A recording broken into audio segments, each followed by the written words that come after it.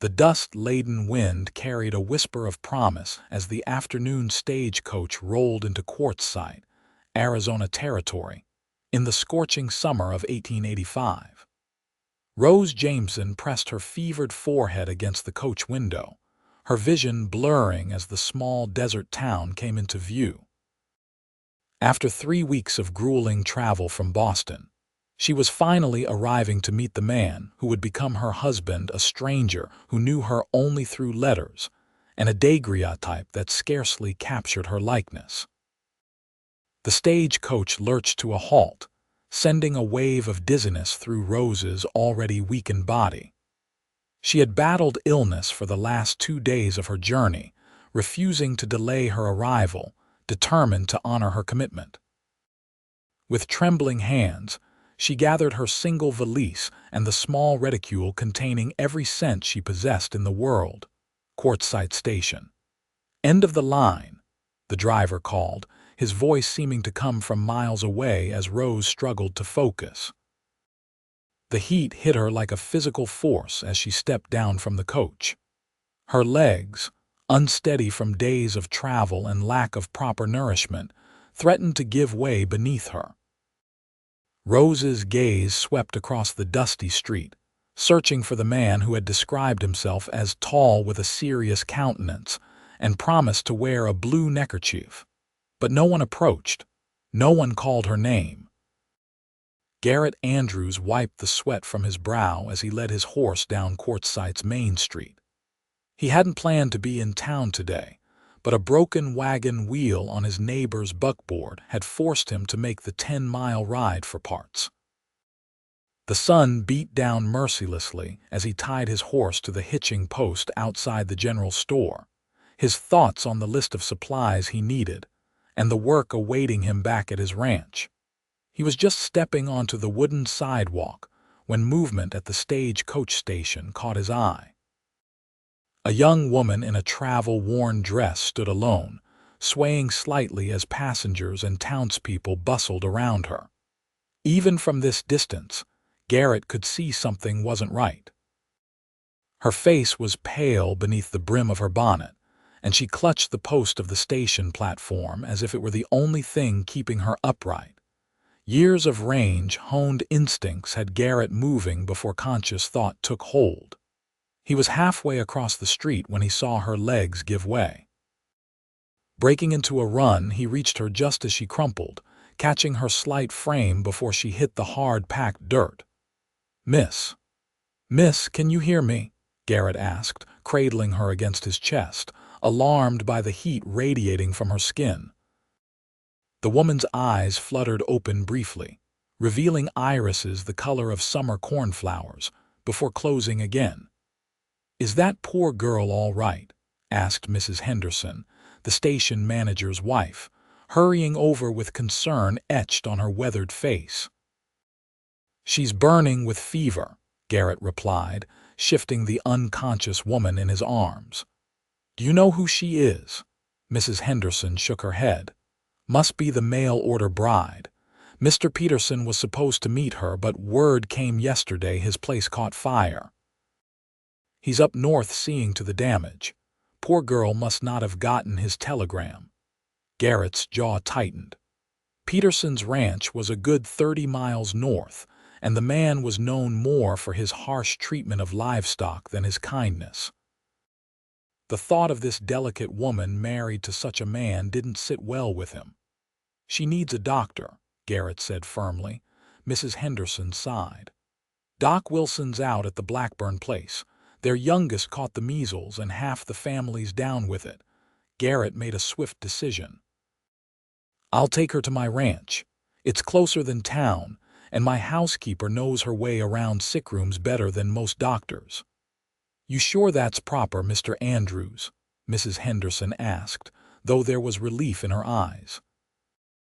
"More proper than letting her die on the station platform," Garrett replied, already moving toward his horse. "Can you send word to Peterson when he returns?" Mrs. Henderson nodded. "And her things?" "The valise there," Garrett nodded toward the small bag at their feet. "Anything else?" "Just arrived with the one bag," Mrs. Henderson said, picking it up. With Mrs. Henderson's help, Garrett managed to mount his horse while cradling the unconscious woman. Her head lolled against his shoulder, breath coming in short, uneven gasps that worried him. He settled her more securely against him, one arm holding her firmly while the other took the reins. "I'll be praying for her," Mrs. Henderson called as Garrett turned his horse toward home. The 10-mile ride seemed endless. Garrett kept his horse at a steady pace, not daring to gallop with his precious cargo, but acutely aware that the woman in his arms needed help quickly. Her skin burned through the fabric of her dress, and occasionally she would murmur incoherently, lost in fever dreams. "Hang on," he whispered, not sure if she could hear him. "Just a little longer." The Andrews ranch came into view as the sun began its descent toward the western horizon, a modest but well-maintained homestead with a main house, barn, bunkhouse, and corral. Smoke curled from the chimney, a welcome sight that meant Mrs. Finch, his housekeeper, was preparing the evening meal. Garrett's foreman, Luis Rodriguez, spotted him from the corral and came running when he saw the burden in his arms. "Que paso?" he asked, his face creased with concern. "Found her at the station about to collapse. She's Peterson's mail-order bride, but he's not in town. She's sick with fever," Garrett explained quickly, allowing Luis to help lift the woman from the saddle. "Get her inside to the guest room, and send Charlie for Mrs. Finch." Luis nodded, cradling the woman with surprising gentleness for a man who could wrestle a steer to the ground. "She is very light," he remarked with a frown. "Like a bird." Garrett followed close behind as Luis carried the woman into the house, noting the same thing. She seemed almost fragile, her wrist thin where it dangled limply from Luis's arms. Had she been ill before her journey, or was this something that struck on the trail? Either way, she was in no condition to fend for herself. Mrs. Finch, a stout widow with iron-gray hair and capable hands, was already hurrying down the hall when they entered. She took one look at the situation and began issuing orders like a general. "Into the blue room, Luis. Garrett, fetch water from the well, the coolest you can draw. Charlie." She called to the young ranch hand who appeared in the doorway.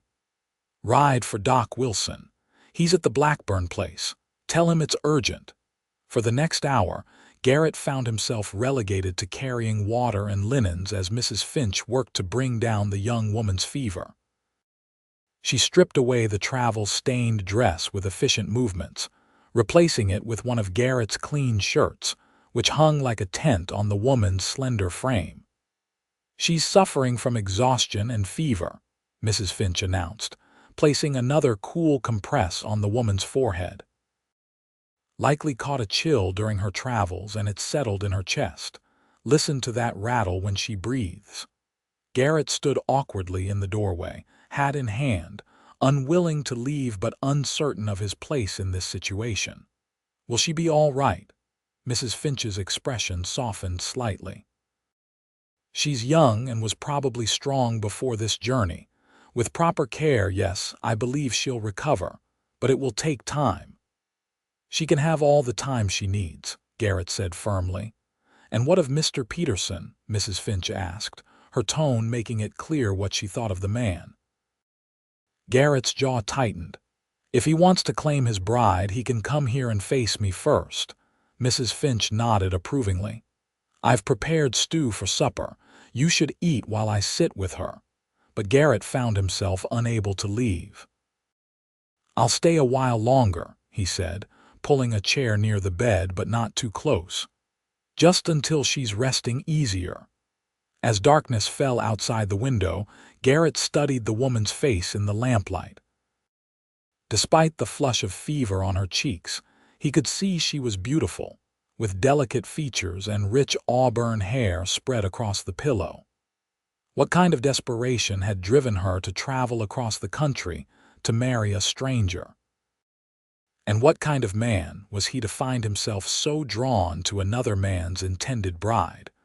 Rose floated in and out of consciousness, aware only of burning heat alternating with bone-deep chills.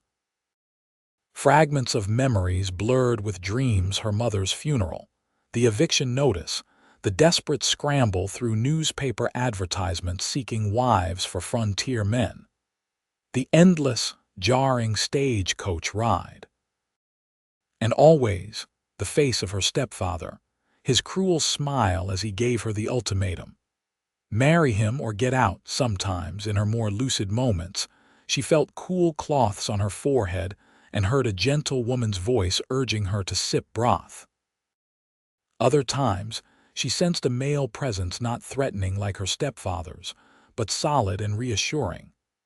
Once, she thought she felt a calloused hand brush hair from her fevered brow with unexpected tenderness.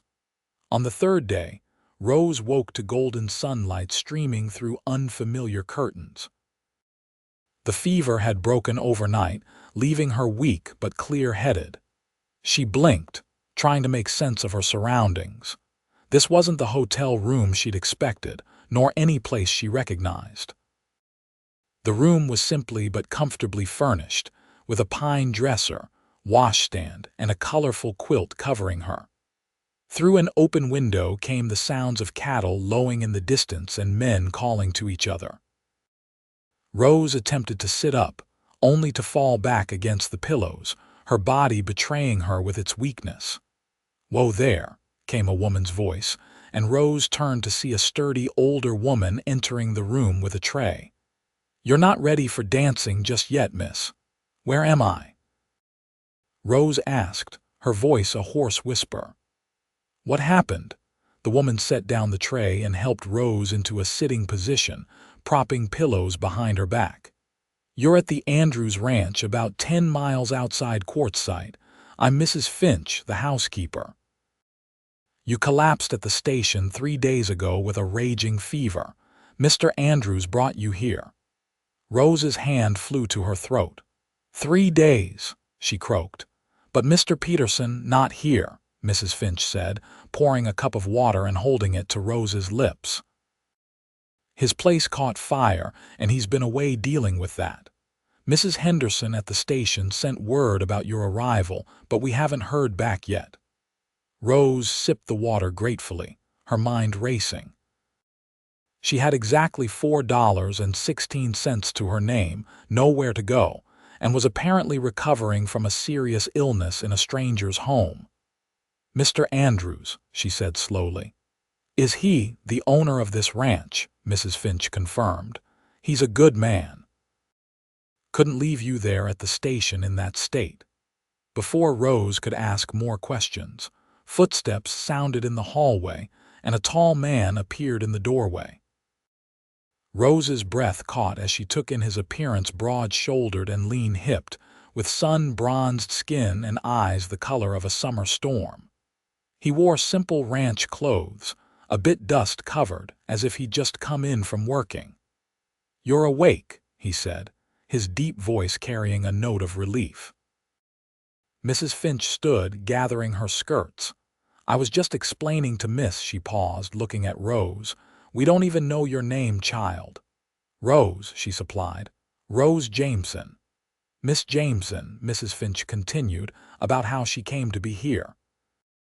"Now that you're here, Mr. Andrews, I'll fetch that broth I've been keeping warm." As Mrs. Finch bustled out, Garrett Andrews stepped further into the room, though he maintained a respectful distance from the bed. "How are you feeling, Miss Jameson?" he asked, his eyes assessing her with concern. Rose was suddenly acutely aware of her disheveled appearance and the fact that she was wearing what appeared to be a man's shirt. Heat that had nothing to do with fever rushed to her cheeks.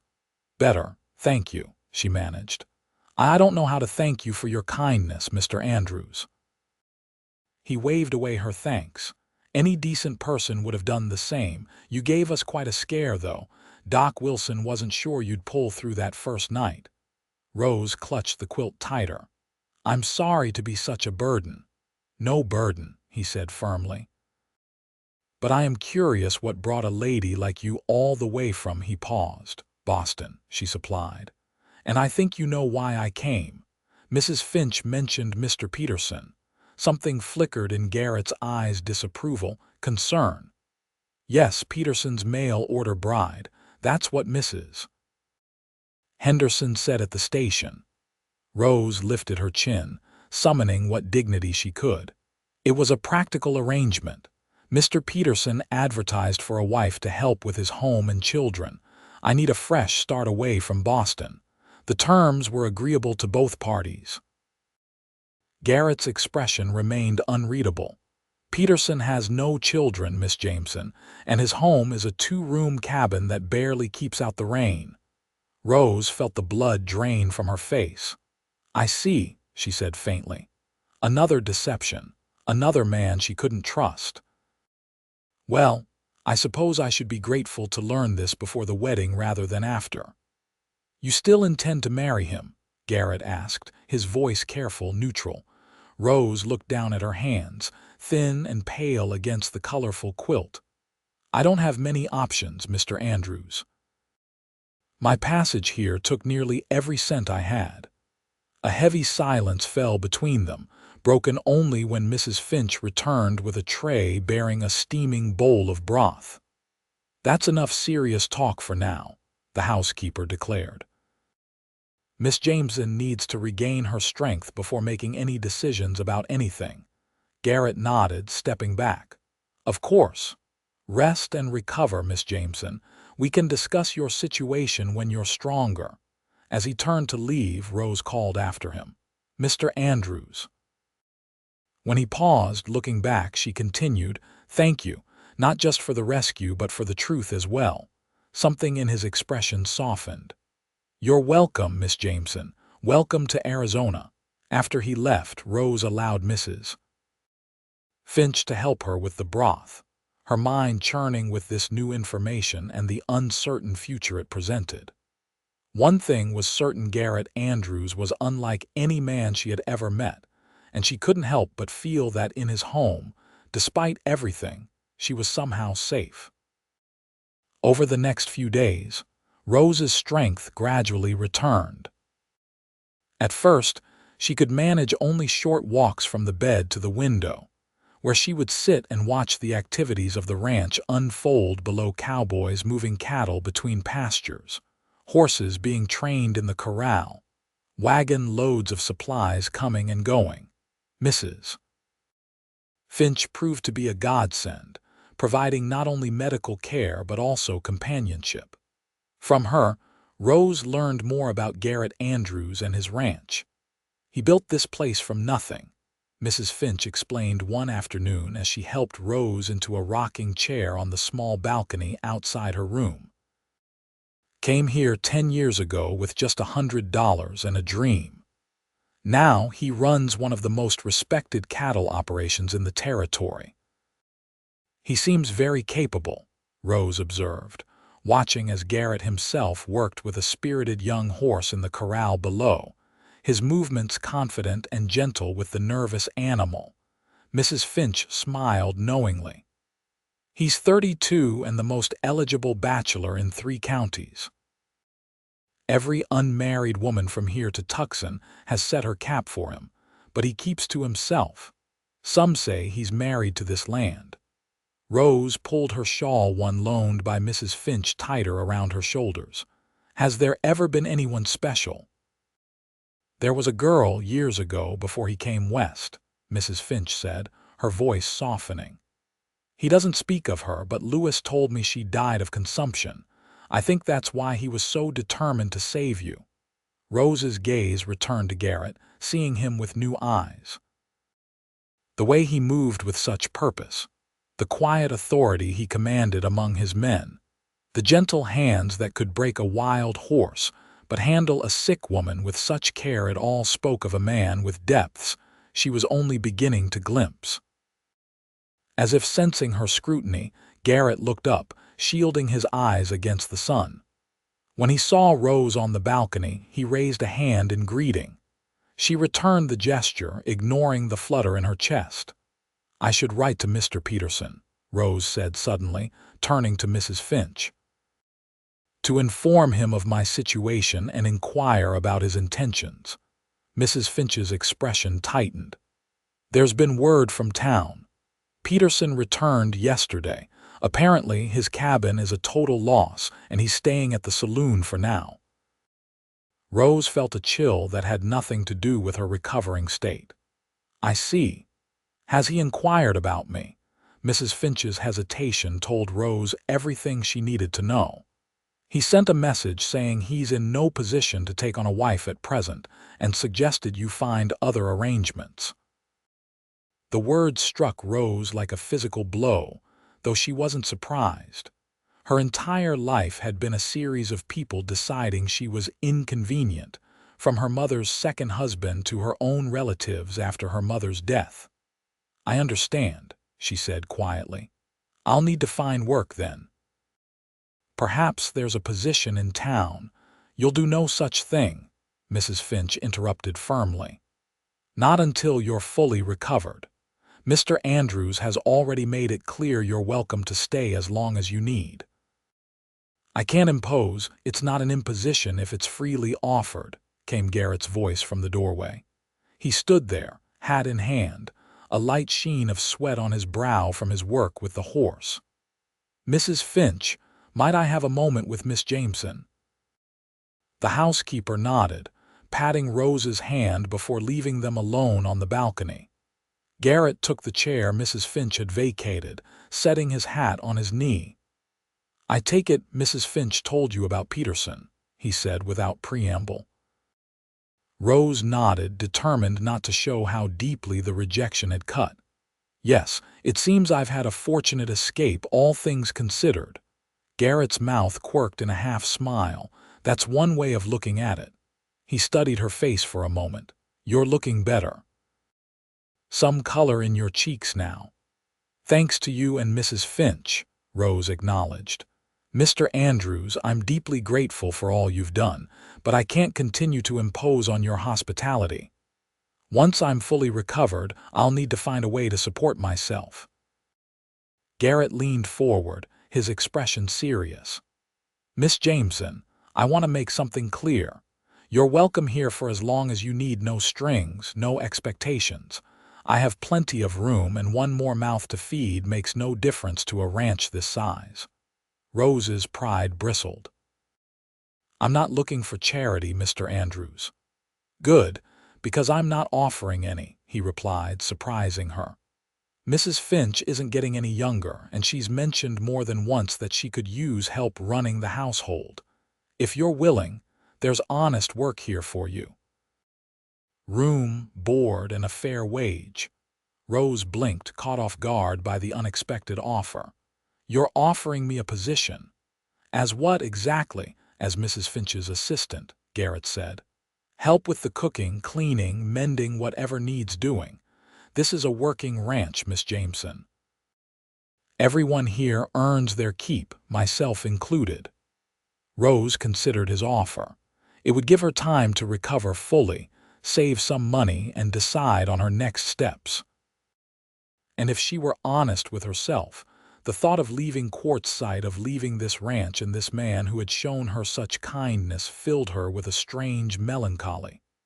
I accept, she said finally. On one condition. Garrett raised an eyebrow. And what would that be? That you call me Rose, she said, offering a small smile.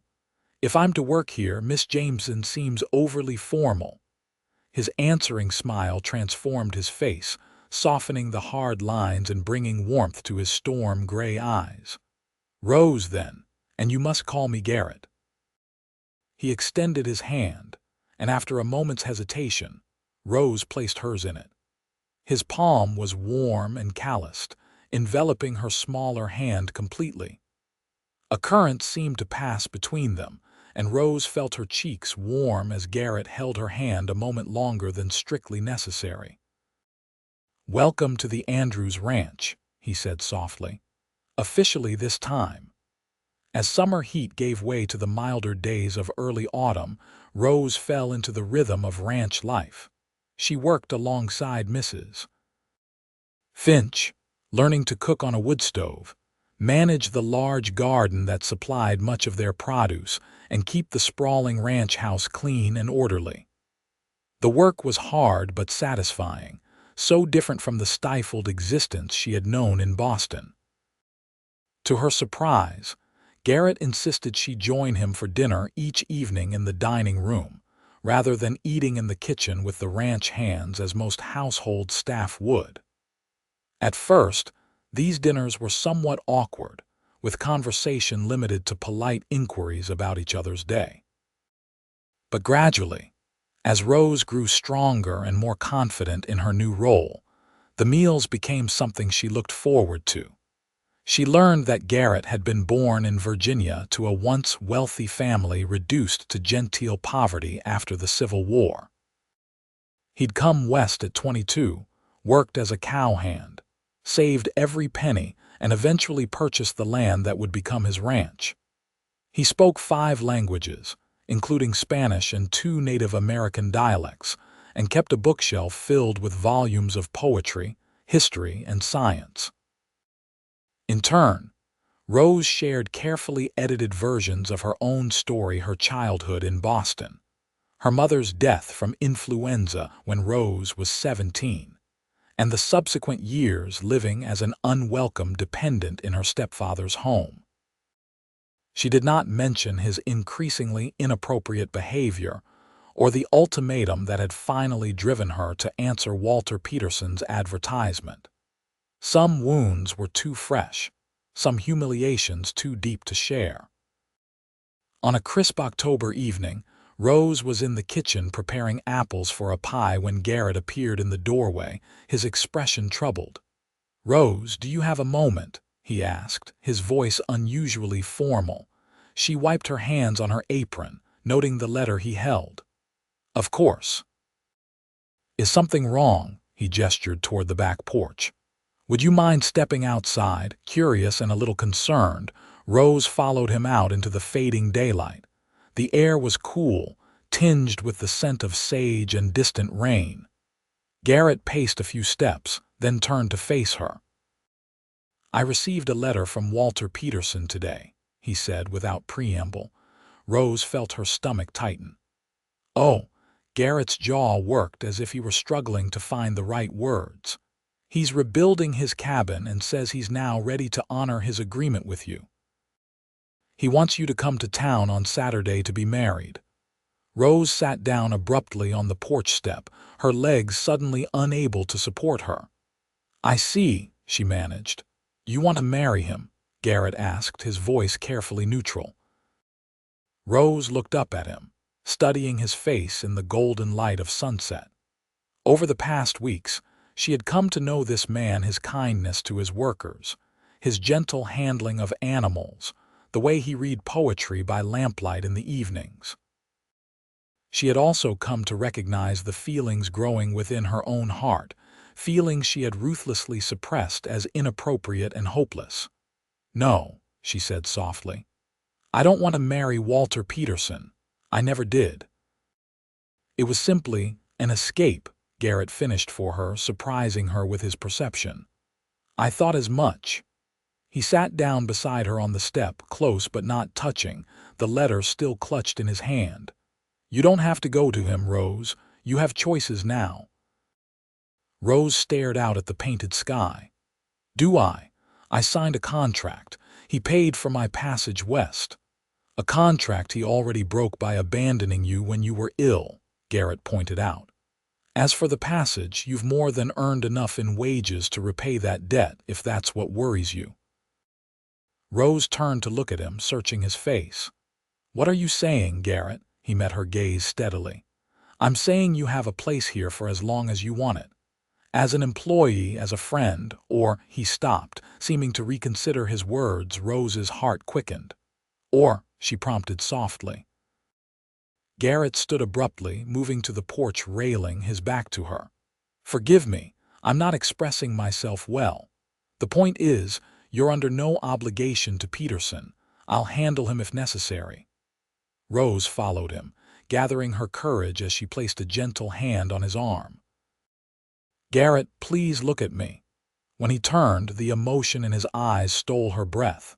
How had she not seen it before, or had she simply been afraid to recognize it? "In these past weeks," she said carefully, "I've come to care for this place, for the people here. For you." Garrett's expression softened. "Rose, let me finish," she said. "I came west because I had no choice, no future in Boston. But now I find myself here by choice, because there's nowhere else I'd rather be. If you're offering me a permanent place here, I want to know exactly what kind of place that is." Garrett took her hand, his touch gentle as always. "I've never been good with words, not when they matter most. But I know that since the day I caught you at that station, my life has changed in ways I never expected." He took a deep breath. "I'm not offering you a position as my housekeeper, Rose. I'm asking if you might consider in time, when you're ready, becoming my wife instead." Rose felt tears spring to her eyes. "Are you certain? You barely know me." "I know enough," Garrett said firmly. "I know you're brave and resilient. I know you work hard and never complain. I know you treat every person on this ranch with kindness and respect, from Mrs. Finch to the youngest stable boy. And I know that every morning my first thought is of seeing you at breakfast, and every night my last thought is of you sleeping under this roof." He paused, his expression vulnerable in a way she had never seen before. "I'm not Peterson. I'm not offering a business arrangement or a convenient partnership. I'm offering my heart if you want it." Rose felt a weight lift from her shoulders, a burden she had carried for so long she had forgotten what it felt like to be without it. Here was a man who saw her, truly saw her, and wanted her anyway. "I do want it," she whispered, "and I offer mine in return." The kiss that followed was gentle at first, tentative, as if Garrett feared she might break. But when Rose wound her arms around his neck, drawing him closer, the kiss deepened into something that felt like coming home after a long journey. When they finally broke apart, Garrett rested his forehead against hers. "I'll write to Peterson tomorrow. And then, if you're willing, we can speak to Reverend Hayes in town about publishing the bands." Rose smiled, feeling happier than she had in years. "Yes," she said simply. "I'm willing." The following Saturday found Rose not at a wedding with Walter Peterson, but in town with Garrett, visiting Reverend Hayes to arrange for their own ceremony. The news of their engagement had spread quickly through the small community of Quartzsite, drawing curious looks and whispered comments as they walked down the main street. Outside the Mercantile, they encountered a man Rose had never seen before, stocky and red-faced, with small eyes that narrowed when he spotted them.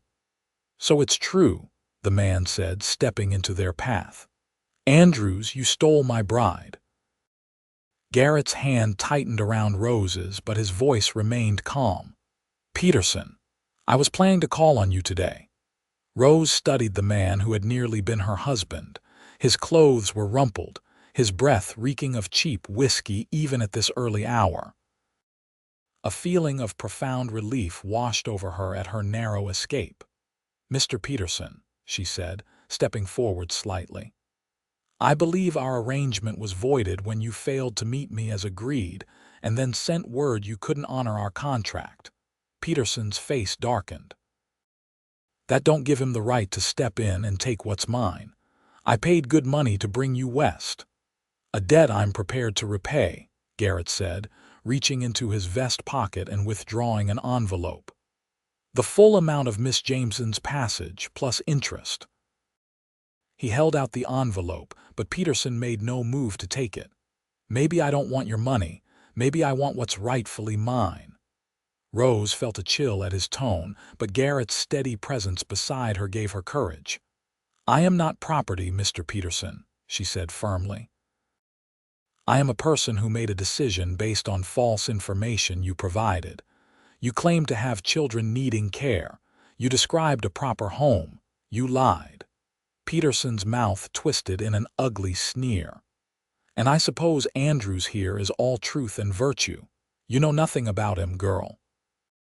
"I know everything I need to know," Rose replied evenly.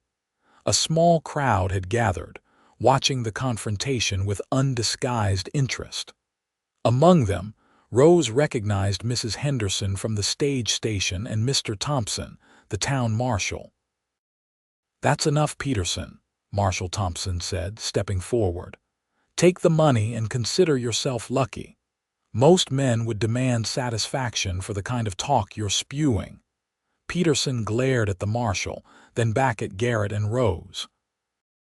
For a tense moment, Rose feared he might do something rash. Then, with a muttered curse, he snatched the envelope from Garrett's hand. "She's not worth the trouble anyway," he spat. "Too scrawny for ranch work. You'll regret your choice, Andrews." Garrett's expression remained impassive, but Rose felt the tension in him. "I think not," he said quietly. "Good day, Peterson." As Peterson stalked away, Marshal Thompson approached them, tipping his hat to Rose.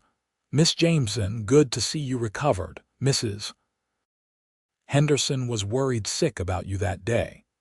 Rose smiled at the older woman who stepped forward to take her hands. "My dear, you look a picture of health now. Such a change from that poor, fevered girl I saw collapse." "Thanks to Mr. Andrews and his household," Rose acknowledged. Mrs. Henderson glanced between them, her eyes twinkling. "And now I hear congratulations are in order. The Reverend mentioned you'd be calling on him today." Garrett placed a protective hand at the small of Rose's back. "If you'll excuse us, ladies, gentlemen, we have an appointment to keep." As they continued toward the church, Rose leaned slightly against Garrett's solid presence. "You think he'll cause trouble?" she asked quietly. Garrett shook his head.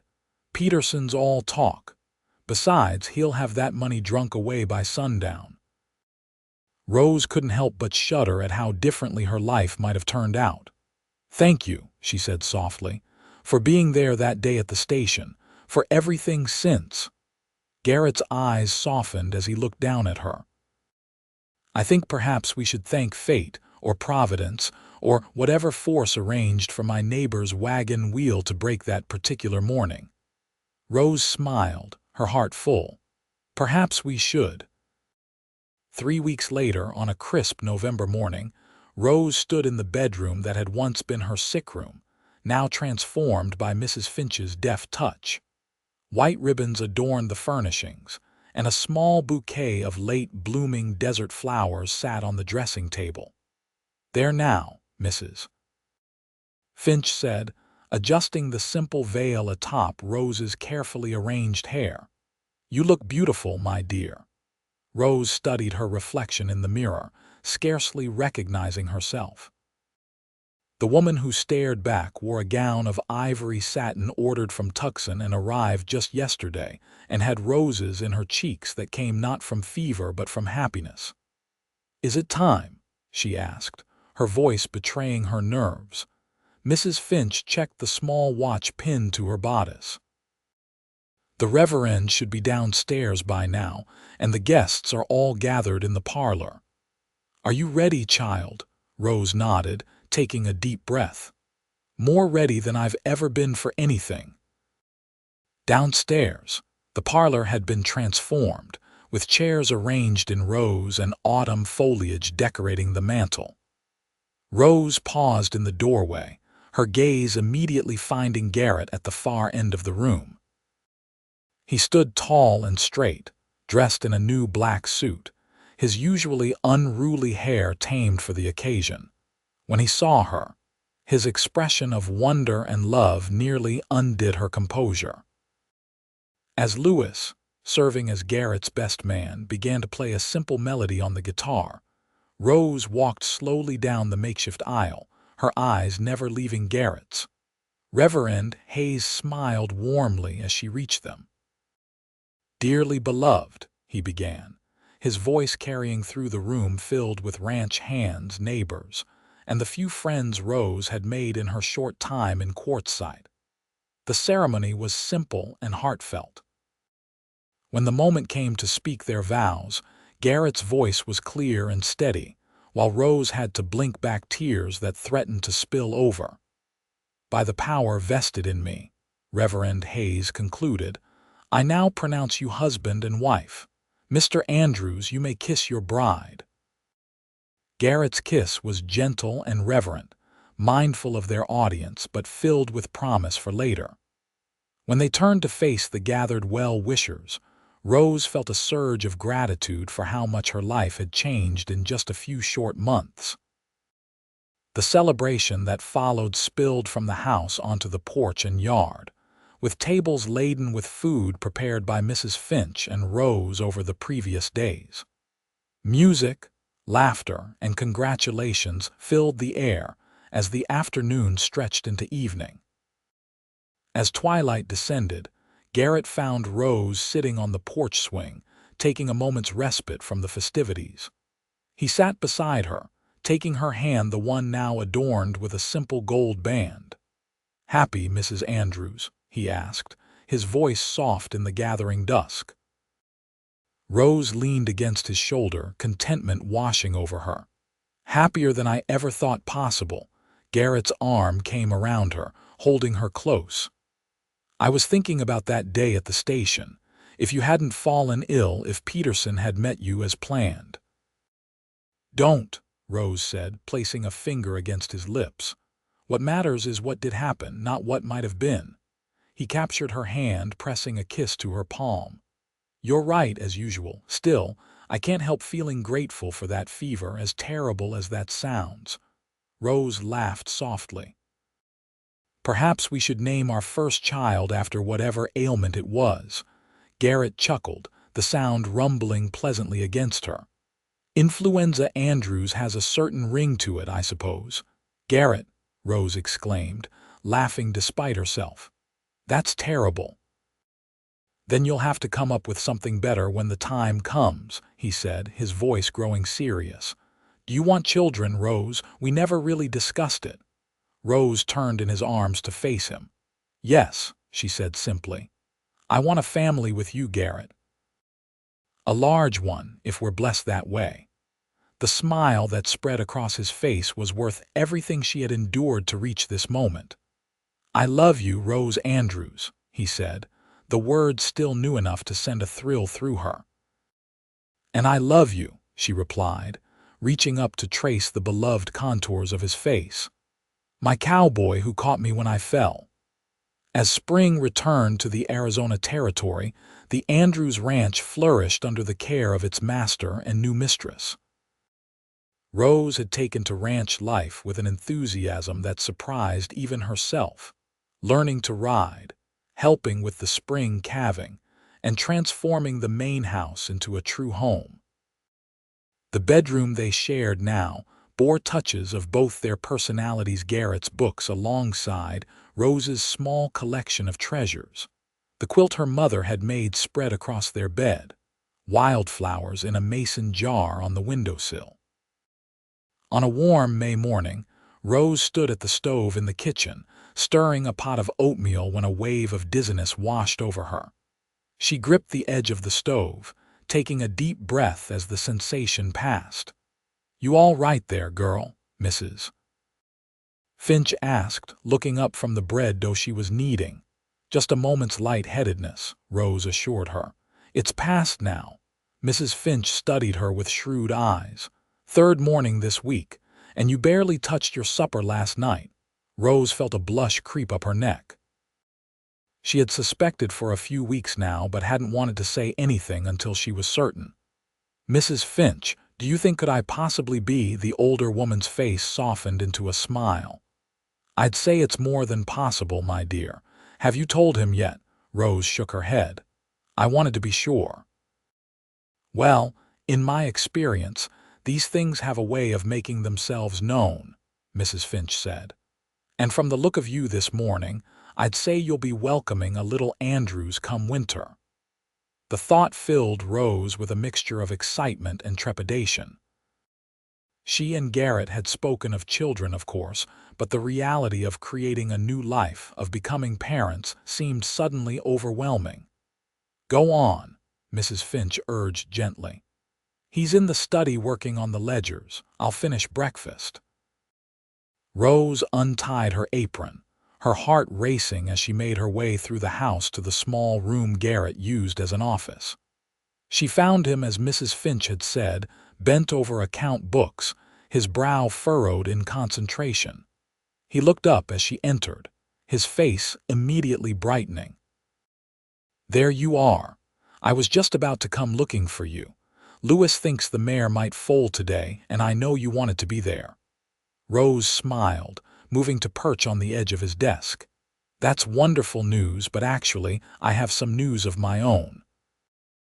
Garrett set down his pen, giving her his full attention. "Oh." Rose took his hand, placing it gently against her still flat abdomen. "We might be welcoming more than a foal to the ranch this year." For a moment, Garrett stared at her uncomprehendingly. Then understanding dawned in his eyes, followed by a joy so pure it took her breath away. "Rose," he whispered, rising from his chair to kneel before her. "Are you certain?" She nodded, tears of happiness welling in her eyes. "Mrs. Finch thinks so, and I feel different, in a wonderful way." Garrett gathered her into his arms, holding her as if she were made of the finest porcelain. "A baby," he murmured against her hair. "Our baby." Rose laughed through her tears. "I hope you meant what you said about wanting a large family. This might be just the beginning." Garrett pulled back to look into her eyes, his own suspiciously bright. "I meant every word. You and our children, there's nothing I want more." He placed a reverent hand on her stomach again. "When? You know, December, I think," Rose calculated. "A Christmas baby, perhaps." Garrett's smile was radiant. "A perfect gift." He stood, pulling her gently to her feet. "Come on. We need to tell Mrs. Finch, though I suspect she already knows, and Lewis and Garrett." Rose laughed, tugging on his hand. "Slow down. Let's savor this moment, just the two of us, before we share it with the world." He sobered, drawing her into his arms again. "You're right. This is our miracle." As he held her, Rose reflected on the extraordinary journey that had brought her here, from desperation and illness to love and new life. The mail-order bride who had collapsed at the station had found so much more than the safe haven she had sought. "What are you thinking?" Garrett asked softly, noticing her introspection. Rose smiled up at him, her heart full to bursting. "I'm thinking about how sometimes the worst moments of our lives can lead us to the best. If I hadn't been so desperate to escape Boston, if I hadn't fallen ill at precisely the right moment for you to find me. If I hadn't been in town that day because of a broken wagon wheel," Garrett added. "It seems impossible, doesn't it? All those little chances that had to align." "Not impossible," Rose corrected him. "Miraculous." Garrett's kiss was tender, a promise of the lifetime they would share. "Miraculous," he agreed, "just like you." As they stood together in the morning light, the future stretching before them filled with promise, Rose knew with absolute certainty that she had found her true home, not in a place, but in the arms of the cowboy who had caught her when she fell. The seasons turned, one flowing into the next, as Rose's body changed with the growing life within. Summer's heat gave way to autumn's cooler embrace, and as the first hints of winter touched the desert landscape, Rose found herself in the final weeks of waiting. The baby's room was ready, a small chamber adjacent to their bedroom transformed with a hand-carved cradle made by Lewis, soft blankets knitted by Mrs. Finch, and a rocking chair Garrett had ordered all the way from San Francisco. Rose spent hours in that chair, her hands resting on her rounded belly, singing softly to the child who responded with vigorous kicks and rolls. December brought unusually cold weather to the Arizona territory. Snow dusted the distant mountains, and frost sparkled on the ranch buildings each morning. Rose found the cooler temperatures a blessing after enduring pregnancy through the scorching summer months. On a clear, cold night just a week before Christmas, Rose woke to a sharp pain that took her breath away. She lay still, waiting to see if it would come again. When it did, several minutes later, she reached for Garrett's sleeping form beside her. "Garrett," she whispered, touching his shoulder. "I think it's time." He was awake instantly, years of responding to nighttime emergencies on the ranch having trained him well. "The baby, are you sure?" Another contraction answered that question, making Rose gasp and clutch at his hand. Garrett was out of bed in an instant, pulling on clothes and lighting the lamp. "I'll get Mrs. Finch and send Charlie for the doctor," he said, his voice steady despite the worry in his eyes. "Will you be all right for a moment?" Rose nodded, breathing carefully as the pain receded. "I'm fine." "Just hurry." What followed was a blur of activity as the household roused to action. Mrs. Finch took charge with calm efficiency, shooing Garrett from the room once she had everything she needed. The pain came in waves, building in intensity as the hours passed. Rose had thought herself prepared, but the reality of childbirth was beyond anything she had imagined. "You're doing beautifully," Mrs. Finch encouraged as dawn broke, pale light filtering through the curtains. "The doctor should be here soon, but I've brought enough babies into this world to know yours is making good progress." Rose gripped the older woman's hand. "I'm afraid," she admitted in a whisper. Mrs. Finch's weathered face softened. "Every mother is, my dear. But you're stronger than you know. And that husband of yours is wearing a path in the floorboards downstairs, ready to move heaven and earth for you if needed." The thought of Garrett pacing anxiously below brought a smile to Rose's lips, which quickly transformed into a grimace as another contraction seized her. "I think," she gasped, "I think I need to push." Mrs. Finch checked her quickly and nodded. "The baby's coming now. Doctor or no doctor, this little one isn't waiting." The next hour was the most challenging of Rose's life, a battle of will and body that tested her beyond measure. Just as she felt she couldn't continue, the door burst open and Dr. Wilson hurried in, followed by Garrett, who refused to be left outside any longer. "I'm here," Garrett said, taking her hand and pressing it to his lips. "I'm right here, Rose." His presence gave her renewed strength. With one final, monumental effort, Rose felt her child slip into the world, the pain immediately transformed by the most incredible sound she had ever heard, the lusty cry of her baby. "A boy," Dr. Wilson announced, holding up the squalling infant. "A fine, healthy boy." Tears streamed down Rose's face as the doctor placed the swaddled bundle in her arms. She looked down at her son, taking in the shock of dark hair, the tiny fists waving in protest at the cold world, the perfect rosebud mouth. "Hello, little one," she whispered. "We've been waiting for you." Garrett sat on the edge of the bed, his arm around Rose, his expression one of wonder as he gazed at his son. "He's perfect," he murmured, gently touching the baby's cheek with one finger. "Just like his mother."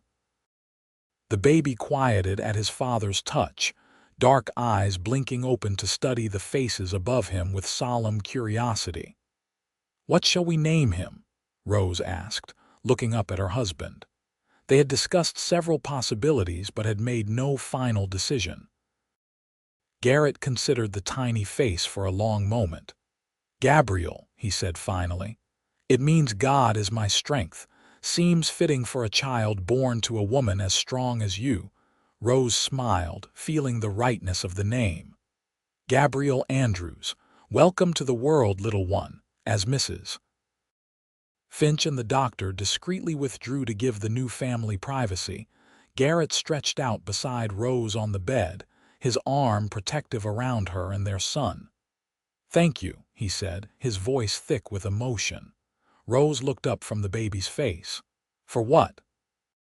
"For this," he said simply, encompassing with one gesture the child in her arms, their home, the life they had built together.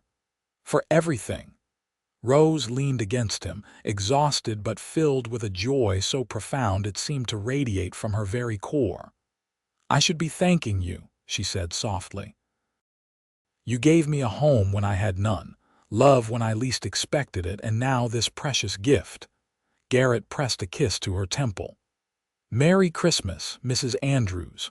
Rose smiled, looking down at their son, already drifting to sleep in the safety of her arms. "The merriest Christmas imaginable, Mr. Andrews." As snow began to fall outside their window, a rare and magical sight in the desert, the Andrews family welcomed their first Christmas together, the beginning of a legacy that would endure long after the snow melted and the seasons changed once more. The years that followed were filled with the joyful chaos of a growing family and a prospering ranch. Gabriel, with his father's serious gray eyes and his mother's determined spirit, was joined 2 years later by a sister, Lily, whose arrival coincided with a spectacular desert bloom that covered the normally arid landscape in a carpet of color. Rose blossomed in motherhood as she had in wifehood, discovering reserves of patience and strength she hadn't known she possessed. The days were long and often challenging, but each night, when she and Garrett tucked their children into bed and retreated to the sanctuary of their room, she counted herself the most fortunate of women. On the 5th anniversary of their wedding, Garrett surprised Rose by taking her on a journey, not a grand tour of the East as some wealthy ranchers might have done, but something far more meaningful to them both: the station. Rose asked in confusion as their buggy pulled up to the quartzsite stagecoach stop one crisp November morning. "Why are we here?"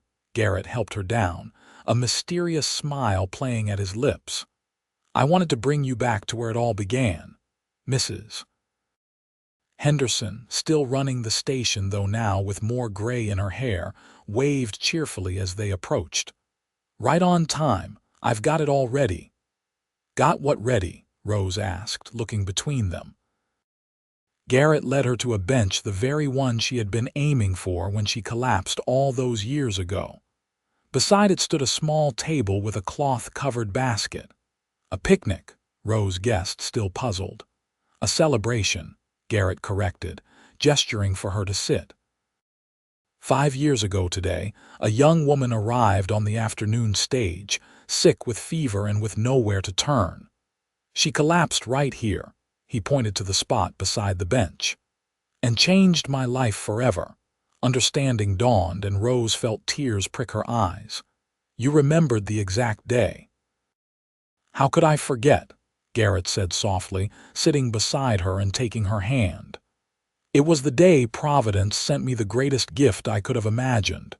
Mrs. Henderson discreetly withdrew as Garrett uncovered the basket, revealing a bottle of wine, 2 glasses, and an assortment of delicacies clearly not prepared in their own kitchen. "I had this sent from Tucson," he explained, pouring the wine.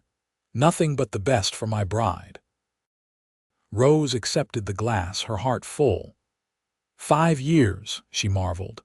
"Sometimes it feels like just yesterday, and other times like we've always been together," Garrett finished, raising his glass.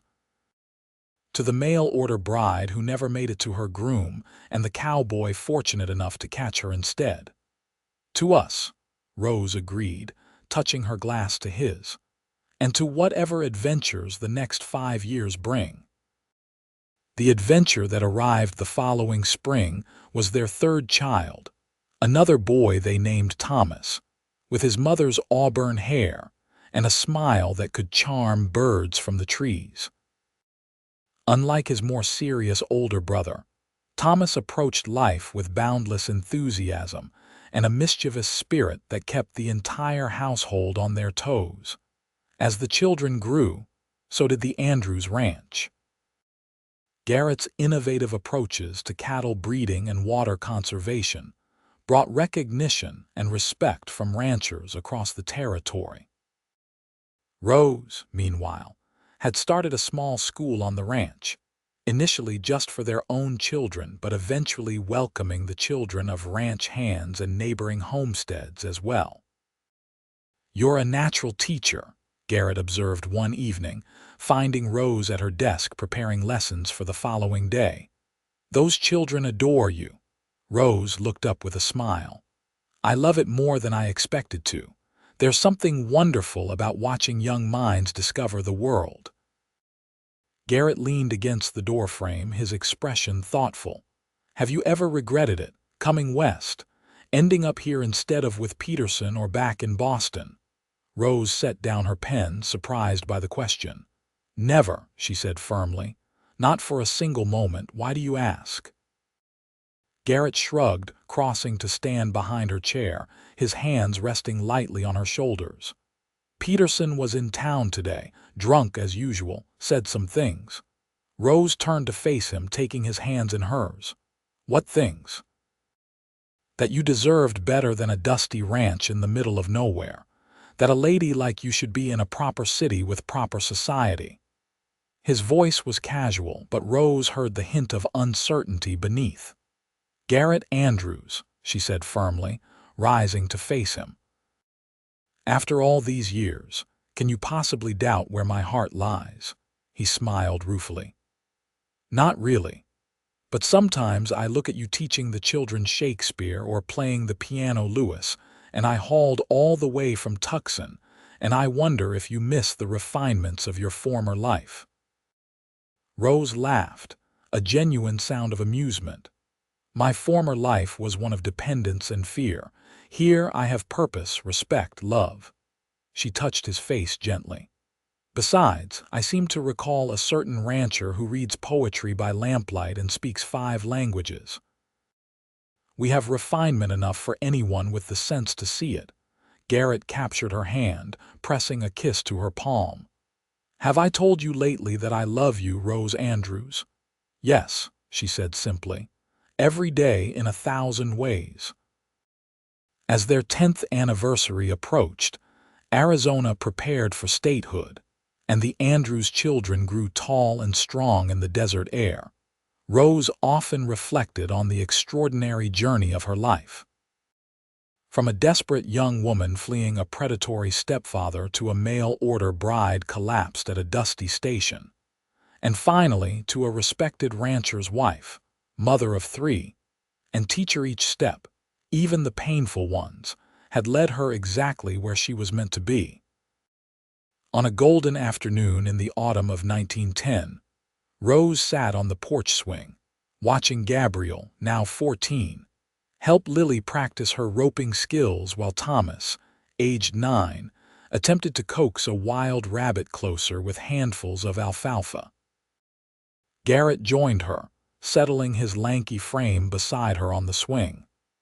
At 47, his hair was beginning to silver at the temples, adding distinction to his handsome features. Rose, at 36, had her own touches of gray among the auburn, laugh lines around her eyes that spoke of a life well lived. "Penny for your thoughts," he said, his arm settling comfortably around her shoulders. Rose leaned against him, content. "I was thinking about how full our life is. How blessed." Garrett followed her gaze to their children. Gabriel, serious and responsible, already showing signs of the capable man he would become. Lily, fearless and kind-hearted, equally at home with ranch work and the feminine arts Mrs. Finch insisted she learn. Thomas, curious and charming, able to talk his way into or out of almost any situation. "We did well, didn't we?" Garrett mused. "Very well," Rose agreed. She hesitated, then added, "I received a letter from Boston today. My stepfather has died." Garrett's arm tightened around her. "Are you all right?" Rose nodded. "I feel nothing, really. He stopped being part of my life the day I left." She turned to meet Garrett's concerned gaze. "But his passing means my mother's house reverts to me.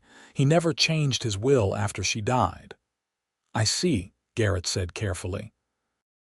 "Do you want to go back, to see the house, settle affairs?" Rose considered the question.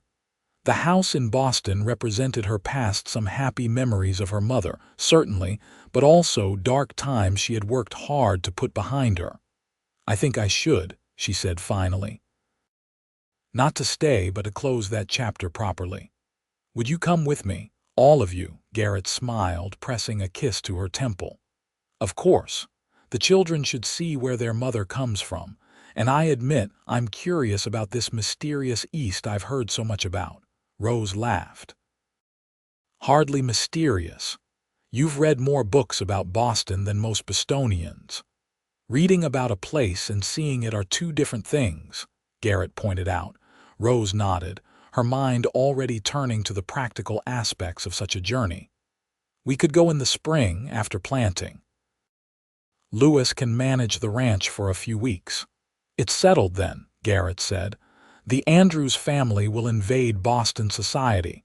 Rose smirked at the image. "Heaven help them." The journey east in the spring of 1911 was a far cry from Rose's desperate westward flight 26 years earlier. The family traveled in comfort on the newly completed Transcontinental Railroad, the children's faces pressed to the windows as they crossed the Mississippi, their excitement growing as they approached the storied cities of the East. Boston, with its narrow streets and brick buildings, its harbor filled with ships from around the world, seemed both familiar and strange to Rose. The house on Beacon Hill stood much as she remembered it, elegant, imposing, and oddly smaller than in her memories. "This is where you grew up, Mama?" Lily asked, wide-eyed at the grand entrance hall with its crystal chandelier and sweeping staircase. "Until I was 17, Rose confirmed, trailing her fingers along the banister, memories flooding back her mother's laughter, the smell of Christmas greenery, the hushed conversations behind closed doors after her mother fell ill. The children scattered to explore, their boots echoing on the marble floors, while Garrett stood quietly observing his wife's reactions. "It's beautiful," he said when they were alone, "but cold." Rose looked up, surprised by his perception. "Yes. My mother tried to make it warm, but after she died." She shrugged. "It was never really home again." Over the next weeks, Rose settled her stepfather's affairs with the help of a solicitor, deciding ultimately to sell the house and most of its contents. "There's nothing here I need," she explained to Garrett. "And the money will secure the children's future's college for the boys, a proper dowry for Lily if she wants it." They visited the cultural landmarks of Boston, museums, libraries, theaters, and introduced the children to the few relatives Rose had maintained correspondence with over the years. Through it all, Rose found herself increasingly eager to return to Arizona, to the wide open spaces and clear desert air that had become more home to her than the city of her birth ever was. On their final evening in Boston, as they prepared for the journey west the following day, Rose found Garrett in the study, examining a portrait of her mother that she had decided to keep. "She had your smile," he observed, "and Lily has her eyes." Rose nodded, a bittersweet ache in her chest. "She would have loved you, all of you." Garrett turned to face her, his expression serious. "Are you sure about this, Rose? Selling everything, going back? This could be a comfortable life for us here." Rose didn't hesitate. "I'm absolutely certain. This," she gestured around the elegant room, "was my past. You, the children, the ranch, that's my present and my future. That's where I belong." Garrett gathered her into his arms, holding her close. "Then let's go home, Mrs. Andrews." The return journey felt like a homecoming in itself, each mile westward lifting Rose's spirits higher. When they finally crested the ridge overlooking the Andrews Ranch, the sight of the buildings nestled in the desert landscape, smoke curling from the chimney where Mrs. Finch would be preparing dinner, filled Rose with a profound sense of rightness. "Home," Gabriel said simply from the wagon seat beside his father. "Yes," Rose agreed, her hand finding Garrett's. Home. Life settled back into its familiar rhythm, though enriched by the experiences of their journey and the security provided by the proceeds from the Boston house. Gabrielle, at 18, left for college in California, returning on holidays with stories of the wider world and dreams of implementing new agricultural techniques on the ranch. Lily blossomed into a beautiful young woman who combined her mother's compassion with her father's steady strength. Thomas, still the family charmer, showed an unexpected talent for medicine after successfully treating a ranch hand's broken arm under the guidance of old Dr. Wilson. The years passed with the swift certainty of seasons changing. Mrs. Finch, who had been with the family since before Rose's arrival, peacefully passed away in her sleep at the age of 78, mourned by all as the heart of the household. Lewis, now the ranch foreman, married a young woman from Tucson and built a home on the property, adding his children to the extended family that the Andrews Ranch had become. On a summer evening in 1920, 35 years after a young woman collapsed at the Quartzsite station, Rose and Garrett sat on the porch swing that had been replaced twice during their marriage, but always occupied the same cherished spot. Grandchildren, Garrett marveled, shaking his head in wonder. Gabrielle's letter says they'll visit at Christmas with the baby. Rose smiled, picturing their eldest son, his wife Sarah, and the grandson they had yet to meet. I can hardly believe it myself. It seems like just yesterday he was Thomas's age, trying to convince us he was old enough to break his own horses. And now Thomas is talking about medical school, Garrett added. Only Lily seems in no hurry to leave the nest. She's young yet, Rose said. And there's time enough for her to find her path. They fell into comfortable silence, the creak of the swing and the evening sounds of the desert creating a familiar melody around them. Rose studied her husband's profile, still handsome at 60, still the man who had captured her heart so many years ago. You ever wonder, she asked softly, what might have happened if you hadn't been in town that day, if someone else had caught me when I fell? Garrett turned to her, taking her hand in his, the same hands that had worked side by side for decades, raised children, built a life together. I don't need to wonder, he said simply. Some things are meant to be, Rose.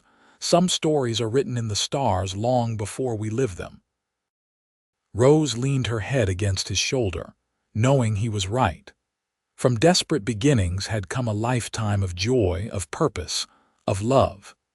The mail-order bride who collapsed at the station had found not just a rescuer but a partner, not just a home but a legacy. I love you, Garrett Andrews, she said, the words as true now as the first time she had spoken them. Thank you for catching me. Garrett's arm tightened around her, holding her close as the first stars appeared in the darkening sky above their home. Always, he promised. Always.